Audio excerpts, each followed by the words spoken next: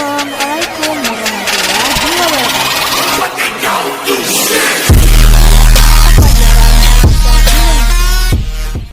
Pada video kali ini kita akan membahas tentang unsur kebahasaan teks anekdot. Terdapat beberapa unsur kebahasaan teks anekdot. Yang pertama, kalimat yang menyatakan peristiwa masa lalu. Yang kedua, kalimat retoris. Yang ketiga, penggunaan konjungsi yang menyatakan hubungan waktu. Keempat, penggunaan kata kerja aksi. Kelima, penggunaan kalimat perintah. Keenam, penggunaan kalimat seru. Pertama, kalimat yang menyatakan peristiwa masa lalu merupakan kalimat yang dibuat atau ditulis berdasarkan peristiwa yang sudah terjadi.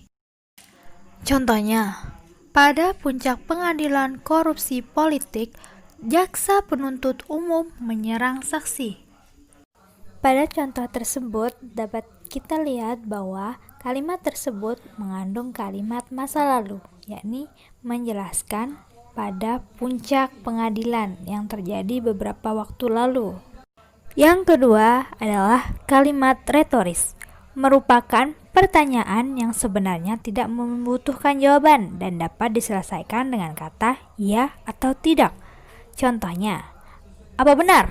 Teriak jaksa bahwa Anda menerima $5.000 untuk berkompromi dalam kasus ini? Nah, dalam contoh tersebut dapat kita lihat terdapat pertanyaan yang tidak membutuhkan jawaban atau bisa dijawab dengan kata ya atau tidak. Ciri kebahasaan yang ketiga yakni penggunaan konjungsi yang menyatakan hubungan waktu. Seperti sesudah, setelah, sebelum, sejak, sehabis, selesai, akhirnya, dan lain-lain. Contohnya, akhirnya hakim berkata, "Pak, tolong jawab pertanyaan jaksa." Dalam contoh tersebut yang termasuk konjungsi yang menyatakan hubungan waktu, yakni pada kata akhirnya. Selanjutnya, ciri kebahasaan yang keempat yakni penggunaan kata kerja aksi.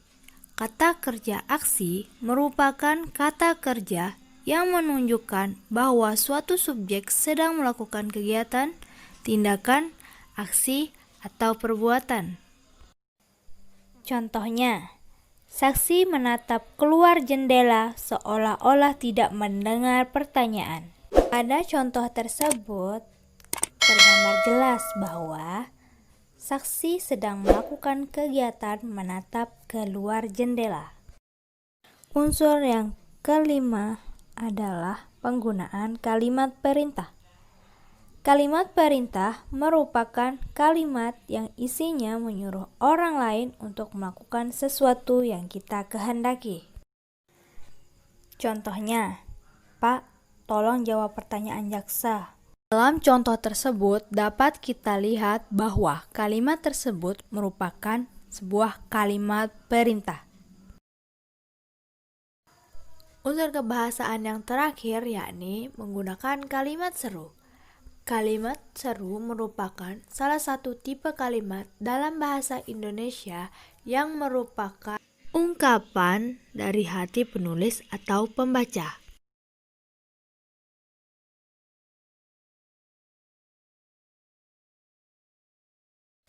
Itulah tadi uraian dari unsur-unsur kebahasaan teks anekdot. Baca kembali teks anekdot yang kalian buat, kemudian identifikasi unsur-unsur kebahasaannya.